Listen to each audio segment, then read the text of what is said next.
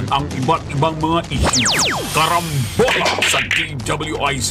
Programang pwede kang mag-good pero now, pwede ka rin mas-crash. At ngayon, narito na ang inyong mga karambulista at ang programang Karambola sa DWIC.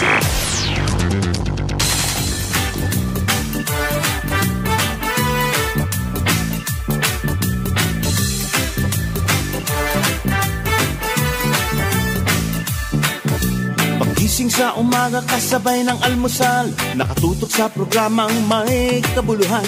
Walang paligoy-ligoy, diretso na sa punto. Walang peke dito, totoong balita lamang. Astig na pananaw at malayang pamamahayag. Naguulat, hinihimay ang mga issue. Mga kababayan, ang inyong karambolista, Jonathan De La Cruz at si Conrad Banal. Oh, karambola, karambola sa DWIC 882.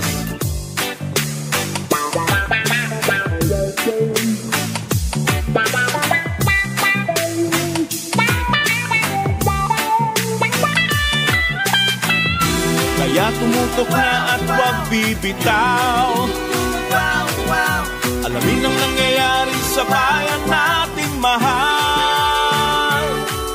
Oh, karambola, karambola, tuwing umaga. Oh, karambola, karambola sa DWIC 882. Magandang umaga, karambola sa Aliw Channel 23 at DWIC 882. Kasama natin Joel Lacsamana. Ako si Conrad Banal, si paring Jonathan De La Cruz. Pamaya-maya ay nandyan na. Ngayon, July 11, Thursday. Good morning.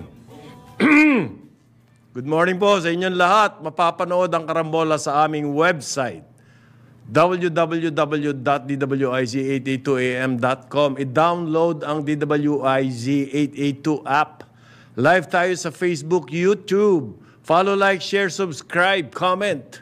Sa aming text line, 0999-376-6768. Mapapanood din ang karambola sa Digital Free TV Aliw Channel 23. Sa Signal Channel 24. Sa TV Plus Channel 27 at GMA Affordabox Channel 25. Kahit na anong digital TV receiver, pwede kami dyan. Hahanapin nyo lang. Akyat baba, makikita nyo yung Channel 23. Aliw Channel 23. Good morning sa inyong lahat. Good morning, parin Jonathan. Good morning. Magandang umaga. Nakakainis to si paring Elmer ko. Bakit? Nagpapadala ng roast beef sandwich. Uy! Kung ano-anong mga sandwich. 717 Deli, salamat. Sa roast beef. Masarap ang mga sandwich nila dyan. 717. Alam mo ba, hanggang ngayon yung anak ni paring Elmer, si Lance, siya pa rin na nagluluto. Talaga? Hands-on, ha? Hands-on. Oo. Hands-on owner to. Ano yun? Ng 717. Entrepreneur talaga ito. Oo. Talaga siyang... Okay. Happy birthday. Parang, sino may birthday? Parang Joel. Kanino? Kay Ed De La Torre. Si parang Ed, dating Director General ng TESDA. At ito'y Ed De La talagang nationalist. Ito. And of course, si parang Ed Escueta. Ayan, dating NAPOLCOM Vice Chairman. Hindi ko na rin batiin na happy birthday si Roda Salas. Kasama ko yan sa Rotary Club of Makati, Dasmariñas. Yan. Nariyan na rin lang imbitahin. Babatiin ko rin si Mina Paderna. Nang Well, ano yan? Tuesday Club at Thursday Tuesday Club. May Club. napadel. Tuesday Club. But ano bang government office? Nakalimutan ko eh. Basta ano siya, corporate communications. Corporate communications. Tingnan ko Corcom. kung makakahabol ako sa Thursday Club mamaya sa Morato daw, sa Tomas Morato. Pabago-bago. O pa ba iba-iba? Matindi kayo, ha? Baka si Elmer din ang host, ha? O hindi, si Elmer, ano yan, kaibigan ng media yan. Saka talagang... Kaibigan ng lahat. Kaibigan ng lahat. Kaibigan ng lahat. Ayos ito. Parang kidlat, ha? Parang kidlat. Oo. Or Siyempre none po. at all.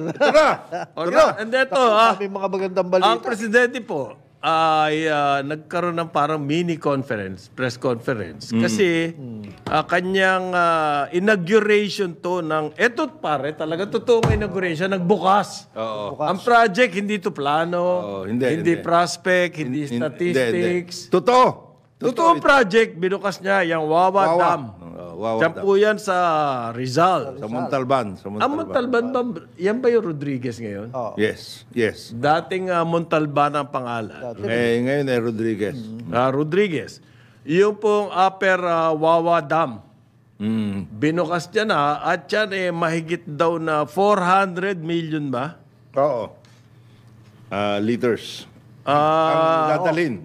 Ang ibibigay yan na 400 hectare reservoir. But yung may Ang available, mga 78 yata. hanggang 3.5 million daw ang mabibiyayaan yan na tao sa Metro Manila. Malaki-laki. Pandagdag yan sa Every angkat. day. 1/5 of the... Kasi mangyari, yung tubig na manggagaling niya, kahit pa paano madadala, more sa east zone yan eh. Madadala yung sa east zone taas. ngayon, hindi na kailangan ipump ang tubig paakyat sa kanila. hindi na kukuha doon ng additional doon sa... Kasi angkat ngayon 97% angkat ang Metro malaking Manila. tulong. Malaking tulong ito. But you know what? Dati na tong dam na to. Dati na. Inayos lang. Inayos pa at pinalaki. At pinalaki yung reservoir. 400 hectares. Reserva. Malaki. 27 billion po yan. Project cost. At merong, aside from the water, paring John at paring Joel, may konti. 600 megawatts Ang No, kanila. may power of pa. power. Oo. Kaya ito po sinabi ng Pangulo. Kasi nung after the inauguration, nakipag-usap siya sa mga reporter. Kahit saan kang lupalop ko magpunta, pag presidente nagsalita, importante yun. Ito po ang sinabi niya. Alam nyo, ang kailangan nating asikasuhin talaga, May tubig. Hindi lang yun. Yan tubig, aside from drinking water, pwede yan sa irigasyon. Ibig sabihin po nun, pagkain. At saka, aquaculture. Ano ibig sabihin nun? Pwede kayo Pagkain pa din. Power generation. Yan. So ano sinasabi niya rito? Food, power, electricity, yan daw po. Flood control. Hindi na kailangan doon sa house dumaan. Hindi, ano to? PPP to. PPP, successful nga Ito yan. ito yung prime, ano to? Prime Prime Infra. Prime Infra. Prime Infra kay... kanino ba to? Ricky Razon. Ricky Razon. Prime Infra and Biolago. Joint venture. Alam mo, for so long, I know the history of this, for so long, as early as noong the mid-90s, gusto na sana yan. Kahit si Oscar Violago, tinutulak niya, pero laging binabaril ng MWSS and other Bakit? Well, They have other plans. there are other plans and usually ginagamit nilang rasons. Ang konti ng yield niyan, yung lalo na pag tagtuyot and all that. Hindi ko naipon muna o Di yun ba? ang- Kung meron ng... a visionary na hindi gaya ni Chalix. At saka Ricky Razon to push it na... ang lapit niya, nandyan lang sa Rodriguez. Ano yan? Kapitbahay, kabilang... Ang ano dyan was the concessionaires, Ayala and MVP, wanted to joint venture with the Biolago. I was talking before, kahit na sila Ayala ayaw. Hindi. Kunyari lang yun. Nakikipag-negotiate, pare. I know. Nakikipag-negotiate sila noon. Pero siyempre, sabi ng yung may water rights, kasi may water rights yun Biolago, hindi, de-develop na lang namin to kung ganyan rin lang ang offer nyo. Right. Simula na raw ng commercial operation as early as next year. Yes, 2025. 400 in the beginning, 440 million liters a day. Oo. Laki nun, pare. Pagkatapos, aabot daw yan na 700 million liters a day. Ibig sabihin ba nun, pahinga na tayo, wala na tayong Hindi problema. naman. So finite, ano pa rin. Yung kaliwa, kailangan pa din. Kailangan pa rin. Hindi, bugbog na sa interest payment yun eh.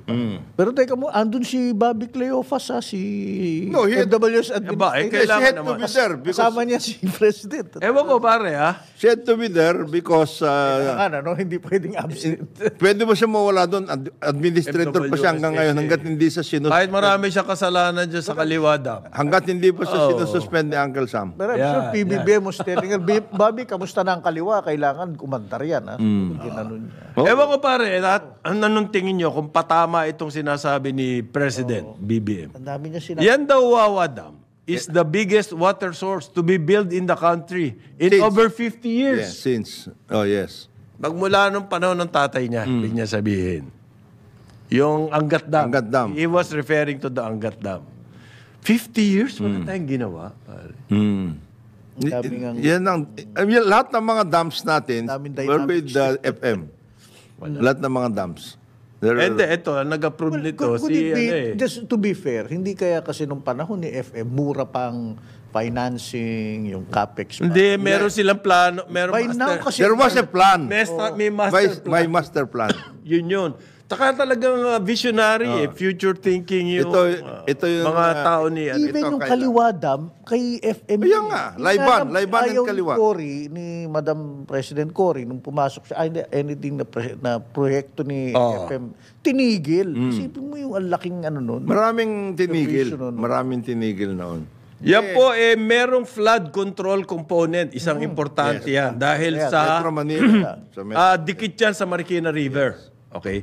Ang Marikina River, yung mga tubig na nanggagaling sa Sierra Madre. Oo. Diyan, partly diyan nagde-drain. Buhos ng buhos lang yan. Buhos ng buhos diyan sa Marikina River at therefore naapektuhan ang Pasig. Yes. And therefore, lahat po ng tributaries ng Pasig, apektado. Diyan tayo nagkakabaha-baha. So, merong flood control component siyang Wawa Dam. At saka may watershed protection. Yan ang pinakagusto ko sa sinabi ni President BBBM, yung watershed protection. So, he's very much aware and very much advised na kailangan protektahan. At binanggit ang Masungi. Siyempre. Binanggit niya Masungi. He knows it. He By knows. the way, kasama niya si Mos Travel, nandyan din sa retrato. Bakit? So, nasabihan din yan. Siyempre. Ikaw na. Tigil-tigilan na yung away dyan sa Masungi. Hindi, si Presidente, kung matatanda, kung mapapansin niyo, I like hindi it, siya directly nagsasalita Hindi. tungkol sa... Kita mo yesterday, di ba? Energy at saka wala siya. Logistics. Oh, Hindi, hindi niya binabanatan directly. sabi niya, inuutusan ko ang Department of Energy at saka ang DTI para sa power. At saka logistics. Ngayon, binanggit niya uli. Yan eh. Oo. Food. Power. Yan na naman. Water. Oh. Ay, nako. Protection, environmental. Again, quick Si question. Presidente ganun magsalita. Pero quick question pa, Oo. lalo na sa'yo, Kong. I mean, okay, hindi mo parang ang dating sa akin, ang gaganda namang sinabi ni PBM lahat dito, pero sa media, hindi mo pwede siya gabineteng, hoy, kayo, hindi ba siya ganon? Hindi siya ganun. I mean, Hindi sa corporate ganun eh. no. Excuse me, Mr. Ano. Hindi siya ganun. Hindi, wala ka namang, Ito parang wala ka namang mahiya na kayo, di ba? Wala ka namang pakiramdam pag di mo pa nakuha Yan yun. na, parang mahiya na kayo. Ito na yung Kaya sabi niya eh. naturingan kang cabinet member, hindi mo pa kuha yun. Kaya nga pinapunta doon si Bobby. Oo. Hindi ba para sabihin lang, Bobby, ito, the first dam, the first dam in 50 years na na-build. Hindi pa ka ba nahihiya nun? Kasi ang MWSS, ang mga nakalagay doon dati, Laiban, Tagal na Kaliwa nila. Kanan. Tagal na nun. Okay. Hindi nagagawa. Tapos nakipag-usap po ang presidente sa mga newsmen. Okay, na kumbaga impromptu press conference. yes. Pero hindi to ambush interview. Hindi. Yung ambush interview kasi binibigyan ka na. Isa po sa sinabi niya dyan, yung micro, small, and medium enterprises. Ang gusto niya raw, maging permanente. In other words, institutionalize. Meron kasing roadmap etong administrasyon na to para dito sa, ang tawag po yan, MSMEs. Yan yung micro, small, and medium enterprise. Gusto niya raw, pagkatapos ng kanyang term, sinusunod pa din niya roadmap na yan. Okay? Nagbigay kasi siya ng recognition, Presidential Awards for Outstanding MSMEs. Tapos, bukod doon, yung mga development partners ng gobyerno, pinangaralan, binigyan din ng parangal. Kasi po, ganito ang significance nito. Dati na yang merong awards ang MSMEs to recognize them and therefore to encourage other entrepreneurs. Pero 15 years na yang hindi ginagawa. Ginawa nila, ni-revive nila. After 15 years. Ayan. Kumbaga, magkakaroon na naman ng buhay ito. Okay. So, meron siyang executive order kasi, yung development plan. Ang gagawa po nito, walang iba, kundi ang Department of Trade and Industry. Yan. So, pag sinabi niya, pag nagsalita na naman siya, wala naman siyang... Hindi siya direct. Hindi naman niya inano basta may roadmap lang. Gusto niya raw, way forward for MSMEs. So, walang sinabi rito sino. Aalamin ko ako sino yung mga nagka-award at titignan natin kung bakit sila nagkaroon ng award. Magandang ehemplo to Pare, di ba kung meron mga innovative talaga na micro, small, and medium enterprises, medium-sized enterprises, dapat lang po talagang bigyan ng parangal. Okay? Nandoon nga si Chalexes sa Malacanang, pare. Kasama si tawag nito, si Clarita. Si Rex. Hindi, yung Malagas Agri-Venture. Malagos yan, siguro. Malaga. Malagos ba? Malagos. Hindi, Malaga. Malaga. Meron separate yan. Kasama si Joey Concepcion. Ano to? Ramon Concepcion. Sino ba to? Ramon Concepcion. Joey Lopez. Ayun. Yan. Yung mga awardees po. Gusto ko yung mga ganyan Kesa doon sa mga plano and prospects. Pare, sabi ni Presidente, yun daw na report niya. He will focus on projects. Dapat. And programs. Wala na yung mga plano. Wala na. Tapos na yun Nasabi na niya yun bakit puro plano pa rin yun? Yung mga, yung mga nagpre-preso na. Priso na, gusto nila tadtarin ng Presidente ng plano. Yeah. Nasabi na niya yun, nag-statistics, personal Presidente dahil statistics Sinabi na niya, ito dapat ang gawin natin, etc. Ito yung mga target niya. Ngayon po, results. So, ang mga projects at mga programa yan na sinabi niya sa kanya raw. Economy, yan ang sasabihin niya, criminality, at saka social problems. Economy ang kanyang, kumbaga. Unahin sana ikaw. Nakakonsentrate. Yan, yung mga agriculture, MSMEs, investments na mabagal. Power. Water. Lahat yun. Internet. Utilities. May mababambo kaya? Si Presidente hindi ganun He's very, very, Ang kanya daw po State of the Nation, gusto niya i-discuss anong effect sa buhay natin ng mga ginagawa niya. Paano na tayo ngayon? Anong ating state? Yes. Naghihirap tayo sa pagkain, di ba? So, anong ginagawa niya? Hirap tayo sa utilities, power, lahat, etc. Anong nangyayari? Trabaho, kaya economy. Yan. Okay. Yung peace of mind natin, kaya yung criminality. Peace and order.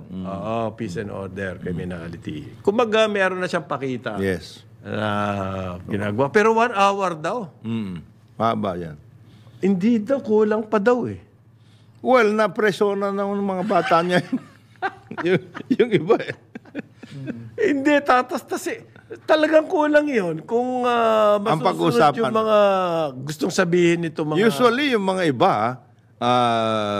Xi Jinping, 3 hours. Wow. Haba nun. Pero yung isang oras, pare, medyo mahaba-haba. Mahaba na rin yun. Ang problema raw, kulang pa yun para sabihin lahat ng report sa kanya. Hindi, pero usually naman ganyan, pag SONA, yung ang presidente, even in the past, they will cherry pick yung yung gusto nila. Siyempre, i-highlight niya. Pero yung anong importansya, which in this case, sana ekonomiya at Hindi, maganda na sinabi ni President. Tama na siya.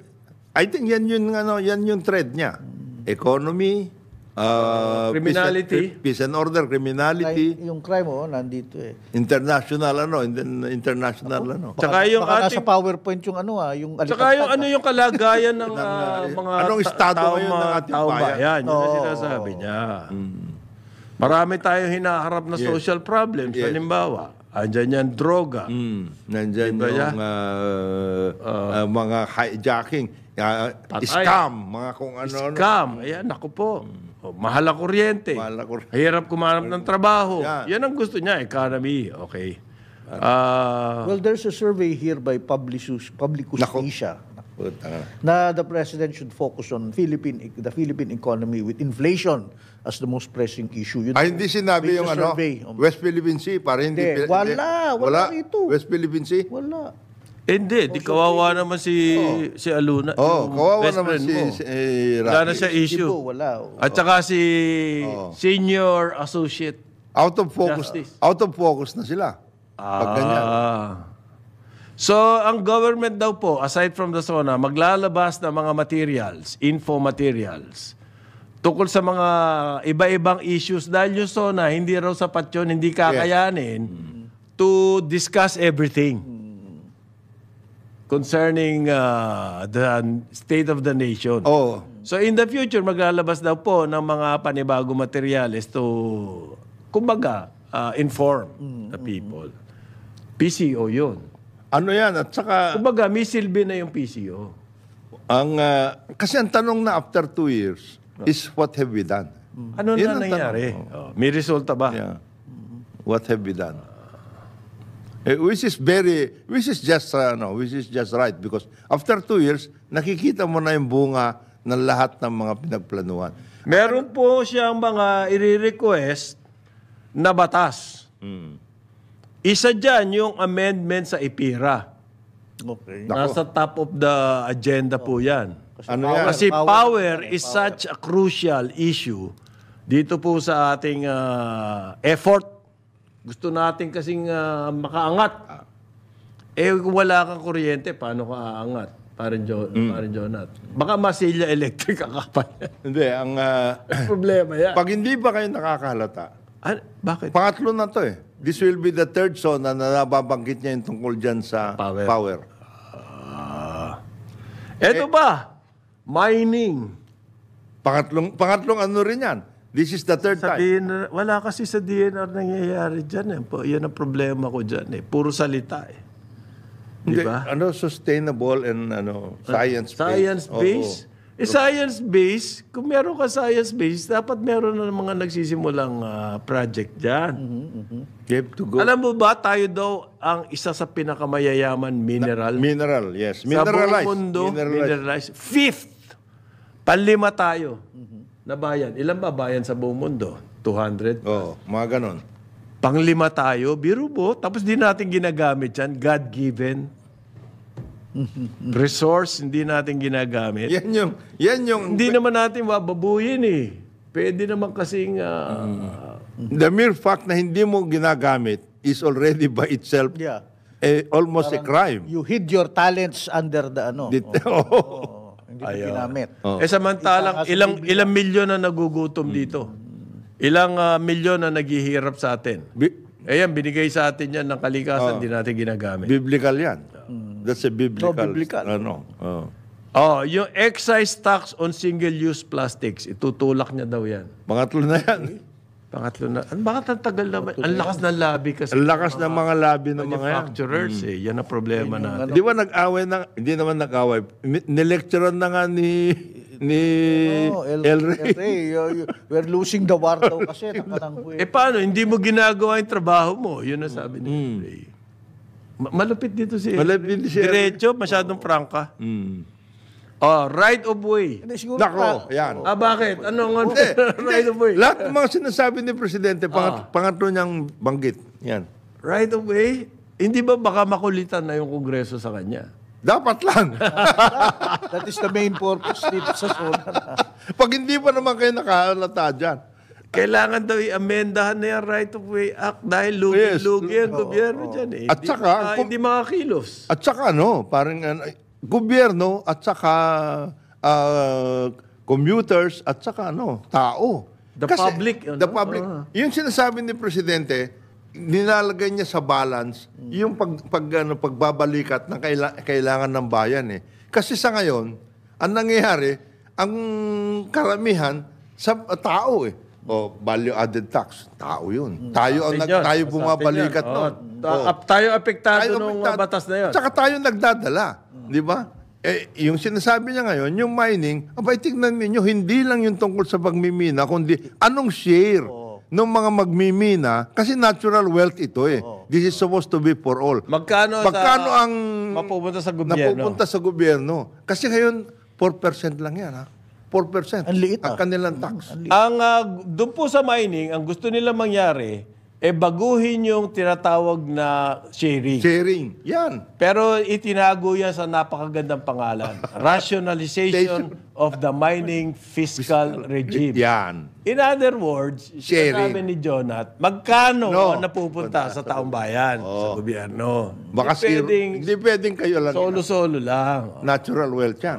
Felix, di papasasa yan. Sarap ng mga buhay. ganon. Yang EPIRA, isa pa, ano ba ang kailangan i-amenda Another sa sharing. power? Another rin yan. Masyado pong kontrolado ng private sector. Yung power. EPIRA. At ang aim, ang totoong gusto nang mangyari ng EPIRA, magkaroon ng competition. Yes. And therefore, magmura ang kuryente dahil sa competition. Nangyayari ba yon? Hindi po. Bakit? Kasi kulang na kulang ang kuryente. At mukhang sinadya ng ating mga policy makers na magkaganon. Pag kulang ang kuryente, paano kayo magkukumpit? Kayo lang yun. It's a seller's market, di ba? It is a regime of monopolistic origin. Kulang ang kuryente. So, therefore, we will dictate kung kami ang producer. Kulang eh. Isa yon at the same So, walang competition pa din. At the same time, masyadong yung regime ng permitting, bago makarating yung investor, ala na yan. Kaya nga sinasadya na magkaroon talaga ng very tight supply. Daming ganyan. Yun ang sinasabi ng business community. Jonat, akala ko ba si Secretary Dec Go, yan ang binanggit na niya na may green lane, nagsalita na nga, mabuti hindi siya Bumibilis na ang si Dec Go, mabuti hindi siya pinagbabara ni Tony Lopez. Bakit? Kasi puro mga rin sa kanya eh. In the clouds din. In the clouds din eh. Di ba? Prospects. Natatandaan mo? Prospects eh. In vision. Mga ganun. Well, curiously, Tony was quite accommodating. Hindi masyadong he was not himself. He was not himself. Parang wala siya sa sarili. Tapos yung single-use plastic po. Ang tagal na niyan. Wala na. We really need Congress to act. It's much too big for us daw, sabi nung Kung ano-ano Secretary of the DNR. Tapos, ang dami-dami press release, we will cooperate, we have been passing all these kinds of laws, and yung mga gusto mangyari, hindi yun ang inaasikaso. Yun ang mga basic ito. These are the basic components of nation building nga eh. Land use. Ayan. Tagal na yan. Wala Diyos, wala yata. 20 years na yan eh. Lakas ng lobby kasi ng mga real estate. Hindi, yung sinasabi ni Presidente tungkol sa agriculture at lahat, ano rin yun? Land use na nga. Land use na rin yun. Oo, kasama na yun. Okay. Yung tariff, hindi kasama. 8:32 ng umaga, Karambola sa Aliw Channel 23 at DWIZ 882. Karambola sa DWIZ.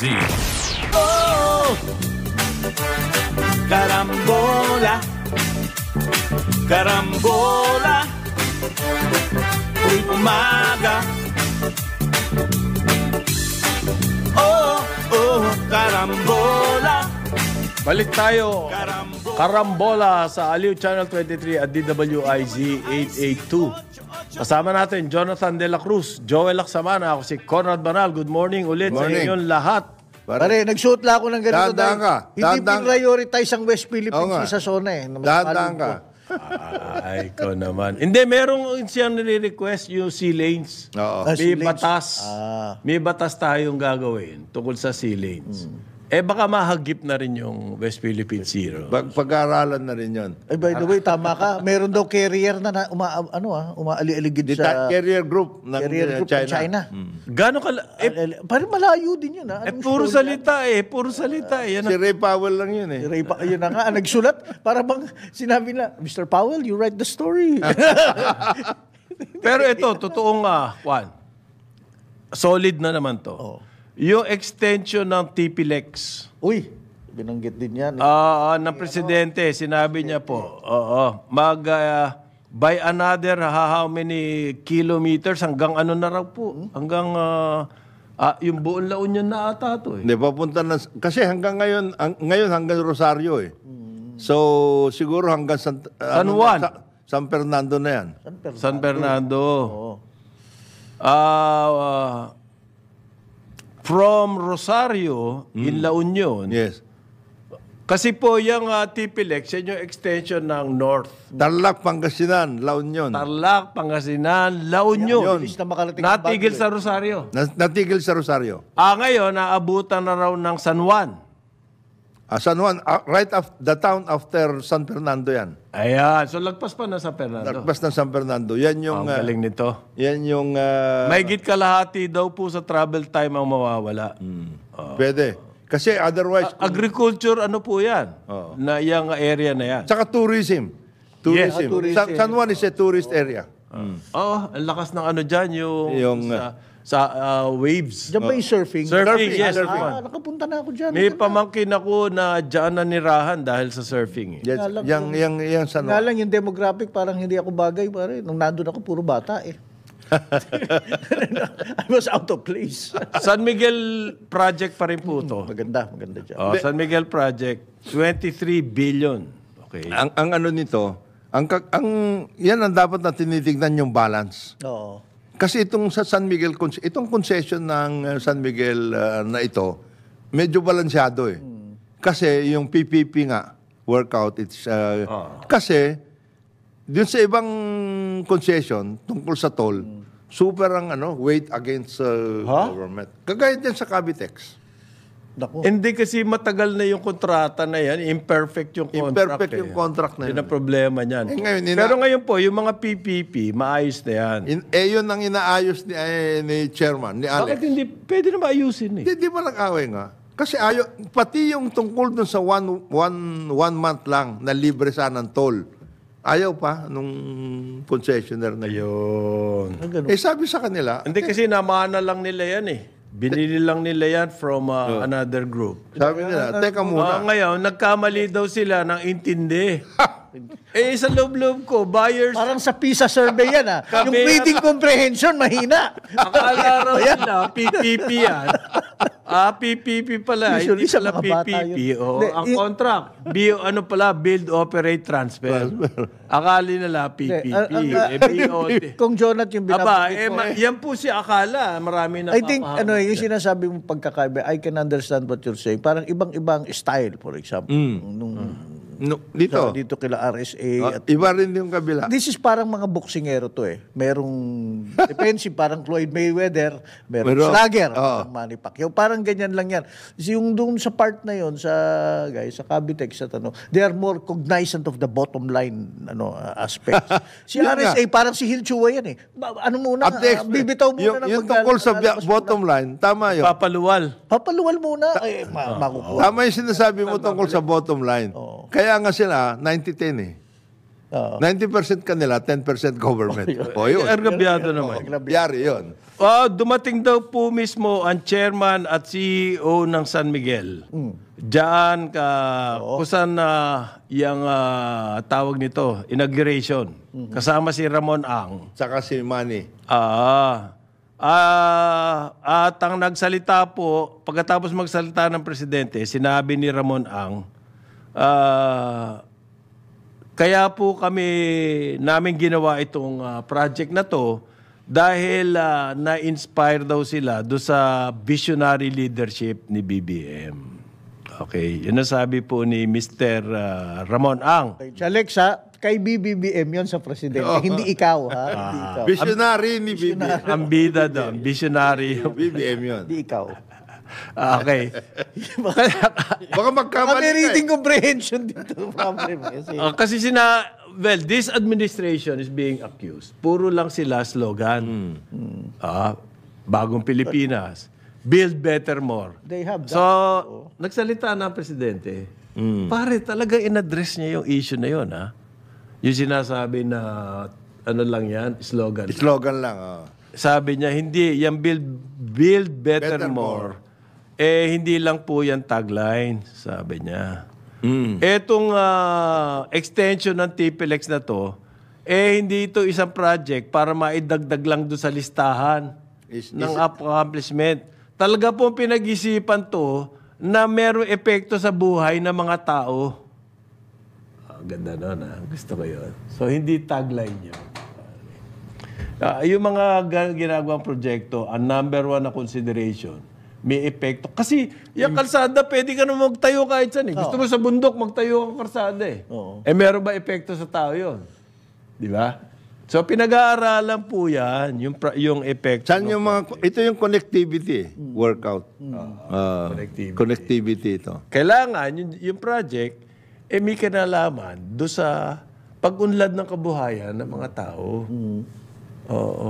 Hindi pwedeng, halimbawa, magtayo ka ng estatwa doon sa top of Apo. Ano kinalaman nun? Kabuhayan natin. Baka yan ang mga susunod na extension. Hindi, tapos yung South. Meron din itong sa South eh. Yeah, pinag-usapan ko siya. Di ba yung mga... Hanggang Bicol. Hanggang Bicol yan. Lucena to Gumaka, then there to Matnog, Sorsogon na. Yung ganda nun, ha? Yung hanggang Lucena na ginagawa niya. Oo. Ongoing yung project na yan. Magkasabay yan. Kaya tinasabi nga yung Luzon Corridor eh. Magkasabay yan, pati yung sa tren. Meron din sa tren workout. Yan ang sinabi nila. Tapos yung sa train din kasi, ang natin, hindi naman po pwedeng puro truck ang magdadala ng ating cargo for logistics purposes.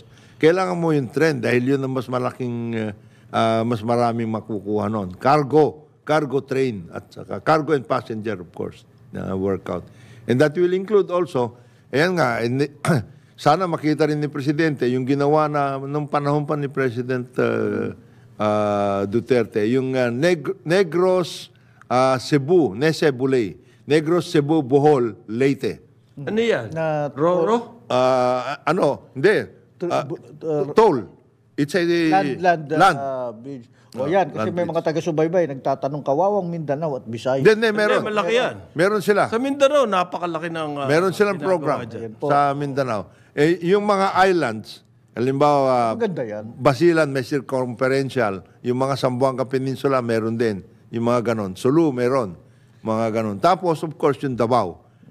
Mano na yan, maayos na yun. Yung from Jensan to Davao, maayos na yun. Hanggang dun sa Compostela Valley. Medyo, Davao de Oro, meron ng workout yan. Okay. Sino itong publicus uli? Sino yan? Publicus. Sino yung publicus uli? The city yan. Oo. Nag-survey sila non-commission daw. Ang resulta, pareho pa din, inflation ang number 1. Tapos number 2, Philippine economy strengthen. Like I said, and number 3, corruption. Oo, yun. Wala ang West Philippine Sea dyan. Teka, hanapin ko. Teka, meron, baka meron. Baka ayun. wala. Wala. Okay tayo sa PISA pag nag-exam tayo. Wala dyan. Hindi. Livelihood daw po. Ayan pa rin. Livelihood pala ang number 1. So, good. Hindi pwedeng walang visa dyan dahil dito sa kapihan sa Manila Prince, nandoon si Sino? UN, WPS Arbitrator Justice Francis Hardelesa at saka si Joey. Meron po mga nagsalita na meron bagong movement ngayon ng mga maliliit na negosyo, yung MSMEs. Pag daw po brown out, yan ang malaki ang tama, mga small. Ang hirap. Marami na raw negosyo, services, nagsasarahan sa Palawan, sa Baguio, at saka yun ang kanilang pinag-aralan muna eh. Services o manufacturing? Kasama na. Retail, well, yung mga cottage industries, kuryente rin ang kailangan niya. Meron bumangon kasi pagkatapos eh. Yun. Totoo yun. At least yung malalaki kahit pa paano. Meron silang meron silang Ang laki ng kagaya sa payod Mindoro. sa profitability. Yung Occidental and Oriental Mindoro, ang hirap ng problema nila doon pagdating sa electricity. Totoo. Yan po Baguio, Tagum, Puerto Princesa. Yeah. Pinag-aralan yan. Marami na raw po nagsara dyan. Non-NGO, Ilaw Pilipinas ang kanilang pangalan. Nagkaroon sila ng pag-aaral. Yung mga 3 cities na yan ang kanilang tinignan. At ang nakita nila, ang pinakamalaking maraming tinamaan, retail and services. Yung daw mga ibang malalaki, may generator. Kaya nila. Kaya nila. Tapos halimbawa, food establishment ka na walang ka ng kuryente. Di wala na. Nasiraan ka kagad. For the day, tapos ka kagad doon. Matutunaw yung mga ice cream mo, lahat. Yung mga ganong klase. Maraming salamat po na nandiyan sa power sector. Lalo na yung policy makers natin sa power sector. Mabuti na lamang mga maliliit ang pinahihirapan niyo. Hindi yung mga malalaki. Hindi yung mayayaman. Mabuti na lamang yung mga maliliit mga establishments na yan. di bali wala yan. Maliliit naman yan. Hindi siguro pati, aside from the ease of doing business, yung permits, yung energy mix, ayusin na talaga. Ano ba talagang gusto nating... Meron na yun eh. Meron na. Ang problema yung implementation. Hindi sa akin. Diba? Renewable energy ba? Base load na coal and ano? Alam nilang gagawin na. Ang problema pare, yung vested interest. Masyado nangingibabaw. Parang nangingibabaw dyan. Yung corruption nga, ayun nga sa public. Harang na harang yun. Harang ba yun? Tawag doon harang. Oo. Yun na lang tungkol. Renewable. Sinasabi. Hindi nga hanggang ngayon, hindi pa nayayari yung 2,000 dito eh. Sa Laguna. 2,000 megawatts yun. Oo. Sayang yun. Lucky nun.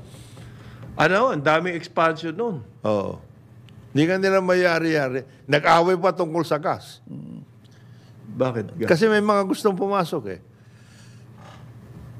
Pati doon sa Quezon. Natural gas? Natural gas. Kasi di ba ang Pilipinas... Liquefied. LNG. Oo. Tapos meron isa sa Quezon. Kaya nga sige dating Governor Eddie Rodriguez, si Ed, malapit ng yun eh, magwala eh. Kasi yung Quezon, na LNG din, ng hindi mahilabas-labas dahil hindi malagyan ng ng kawad eh. At saka, may gustong sumama rin doon na gusto niya, yung nakatayong planta doon, gusto niya, anong pangalan nito? Sunk cost. Sabi nung nagtayo. Sunk cost, ha? Nauso yung sunk cost na yan. Kasi hindi naman pwede sunk cost to eh. Katatayo lang nito eh. Katatayo lang eh. Ba't naman ganyan wala nang value? Ba't naman ganyan ang treatment mo sa amin? Ibig sunk cost, wala nang value yan. So, kumbaga, i-write off mo na. Halimbawa, negosyo, nagtayo ka dyan ng factory, biglang nagbago ang panahon. Hindi na kailangan yung factory na yan. Masasayang lang yung idadagdag mo na investment dyan. Ang gagawin mo, iwanan mo yung factory na yan. Sunk cost. Pero kung umaandar, merong cash flow, hindi, pwede mong sabihin sunk cost. Hindi, ito nga, paandar eh. Nagkulang ng konti. Pero umaandar. Hindi, nakatayo na. Kita ngayon, mo. Tapos sunk cost. gusto, ito, ayaw patayuan. Ito yung talagang, ito yung capture. Ayaw patayuan ng koneksyon. Ang daming mga Nandun na question. yung Aanhin mo yung power generation kung walang kable. Ang daming question. Ang sinabi, sige, kung halimbawa 100 million US yung naitayo mo na yan, ang ano niyan, dito sa ating joint venture, ang cost na yan sa akin, para maglagay din ako, 50 million na lang. Ay di 50% yari. 50%. Sabi nung nagtayo po, $100 million ay nilagay ko Ako dito. naman bubunutin yung another 50 million. Pambira ka na. Papasok ka lang eh. Yan ang sinasabi kong vested interest. Kung bakit hindi maalis-alis yan Oo. sa power. Lalo na sa power. Lalo na sa power. Matindi. Matindi nga. Mas matindi itong mas matindi itong si Harry Dacoller. Ay, pinakamatindi yan. Dininay na niya, sir. Ang dami niyang denial. Hindi siya pero pinangalanan na kasi siya ni Mr. Tenko ng Hindi, Pagcor. sinamahan lang daw niya. Gusto lang niya magmerienda. Hindi siya. Enabler, yan yung sinasabi. Siya humingi. Sinamahan. Siya ang humingi ng meeting. appointment sa Pagcor para samahan yung kumukuha ng lisensya Si Odette. ng Pogo. Ayan. Hindi abogado yung role na gano'n. That's not a lawyer's job. Humingi lang na appointment. Appointment secretary yun. Noong July daw po last year. Di ba siya, presidential spokesperson? Paano napunta ron? Sino? Yun, yung sasamahan mo at ito po. Appointment secretary. Baka hindi lang alam paano magpunta doon. Baka nalilito ko saan ang Pagcor. Hindi naman pwedeng dalhin sa West Ito raw yun. pong si Al Tenco, siya ngayon ang chairman ng Pagcor. Noong July last year, nakatanggap daw siya ng tawag kay Harry Dacoller. Humihingi ng appointment. Okay? So, pumayag siya, dinalaw naman siya ni Harry Dacoller. Harry Dacoller doon sa kanyang opisina. At may pinakilala. Ang pinakilala po is a certain Cassandra Ong. Na may problema daw po tungkol sa Pagcor. Yung babayaran niya sa Pagcor. Meron daw representative to si Ong, niloko siya.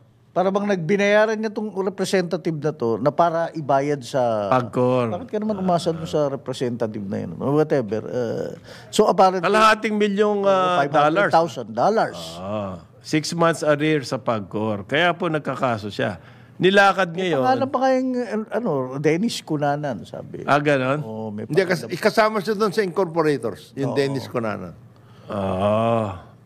So, but in short, akala nila itong Dennis Cunanan, binigay na yung $500,000. pero sabi ni Alteco, hindi naman daw nag-pressure tong si Wala naman daw. Wala. Harry Dacoller. At hindi naman siya nag-follow up. Yeah. So, wala palang kaso. Bakit siya ano tawag dito, whistleblower nung isang araw ta? Ayan, may cabinet tuloy, Hindi. lahat tayo na suspense. Hindi, ang May ano cabinet kasi doon, secretary na nakalagay doon sa organizational chart ng nung korporasyon na yan, na kasama siya. Anong pangalan doon? Legal group. Nakalagay legal group. Legal group siya daw ang head ng legal counsel. Pero hindi siya legal counsel eh. Hindi. Legal group. Kaya may room for denial eh. Pwede talaga siya Hindi siya nakatalaga talaga na legal counsel. So mali po sabihin na siya ang legal counsel. Oo, Ayan, legal counsel, meron pong assignment yan. May kontrata, whatever. he's part of You are hired Kumbaga, as our retainer, mga ganyan. Meron mga dokumento. ang dating sa akin noon, legal group siya, advisor. Kaya nga nagkaroon siya ng doon yung mga papeles, yung naiwanan na papeles doon. Sa Advisor lang. Advisor siya. Pupunta siya doon once in a while. Kagaya niya, sasamahan niya yung Cassandra. Part of the pag lawyer, may mga billable hours yan, di ba? Pare, doon sa mga tambay, sa aming mga tambay, tawag namin dyan, influence peddling. Bagay, tambay lang naman kami. Ano bang alam naman namin dyan? Di ba? Isipin mo, pag-usapan nila yung tungkol dun sa pagbabayad na hindi naibigay. Yung mga ganong klase. So, ini-explain. So, Clarification.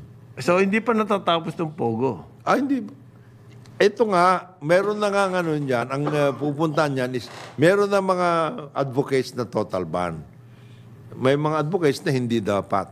So, it will become... Tuloy pa rin ang... Kaya nga, sino magde-decide yan? Well, the president will have to make a decision. Depending on all of this information that he's getting. Okay. Kahapon daw po, si suspended mayor ng Bamban, Tarlac, si Alice Go. Or alias Go Ping. Go Huaping. Nagpunta sa Supreme Court at sinusumbong ang Senado. Okay. Wag na raw siyang pasiputin. Utusan daw ng Supreme Court ang Senate, sabihin, wag nyo nang tawagin yan as resource person. May president. Mayor, hindi lang kayo tinatawag, may sabpina na kayo. Okay. At ngayon, meron na kayong, meron na ata siyang kaso na tawag nito. Hindi siya dumating eh. 2 beses na yun, di ba? Di ba, pwede na siyang kasuhan na, anong tawag dyan? Yung, Contempt. Direct Contempt? Meron ba? Hindi, ang Supreme Court ba pwedeng pigilan na Senado? Equal they can. On what grounds? On what... Grave abuse, pwede na sabihin yun. Okay. Pero, pwede ba pakialaman ng Supreme Court yung Senate hearing? Hindi. They can take a look at... Ginawa na ba na yan in the past? Oh, in the past. They can do so. They can take a look at the rules The rules of engagement dyan. Anywhere. Kaya that is the... Ang hinihingi to annul the subpoena issued by the Senate. Kaya nga, grave abuse yun.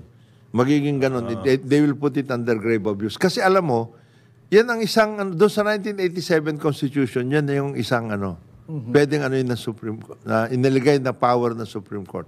On the issue of grave abuse. Kasi in the 1935-1973 Constitution, walang ganun. Political decision, sasabihin ng Supreme Court yan. We cannot touch that. Pero ito, sa grave abuse issue, interesting. Pwede sila invoke nila yan for the Paano naman naging grave abuse? Kaya nga, titignan nila yung rules. may hearing Titignan nga nila yung rules rules of hearings, etc. Meron kasi... Ang grave abuse yun, walang ka abog-abog. Oy! Contempt ka. Parang yun sa lapidado. Hindi, kaya... Ayaw nilang i-respect yung the farm na na argumento na lumakit na doon, na parang yung siya, parang ganyan din yun sa COMELEC. Ang tinignan ng Supreme Court, yun tungkol doon sa bidding rules. Okay. Kaya grave abuse. Tinira nila ng grave abuse. 2 linggo na lang daw po at may desisyon na ang COMELEC tungkol sa sa election offense nitong si Mayor Alice Go. At so, in 2 weeks, meron na raw silang They have to do that kasi at the same time, complete na raw in 2 weeks yung kanilang investigasyon. At the same time, they have to address yung mga ibang issues tungkol nga sa Miru. Because there are certain issues that are pending in the Supreme Court, yung kay Ega Erice. Meron siyang question tungkol sa Miru. COMELEC. Sinasabi niya, sabi ni Congressman Erice, ay walang capability itong Miru na ito. So, pumunta siya sa Supreme Court. At para basura yung kontrata. Pero meron demolition job naman ngayon kay COMELEC chairman. Yan din ang isang... isa pa ang gulo yan. Another angle.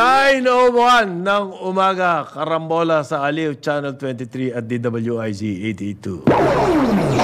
Karambola sa DWIZ.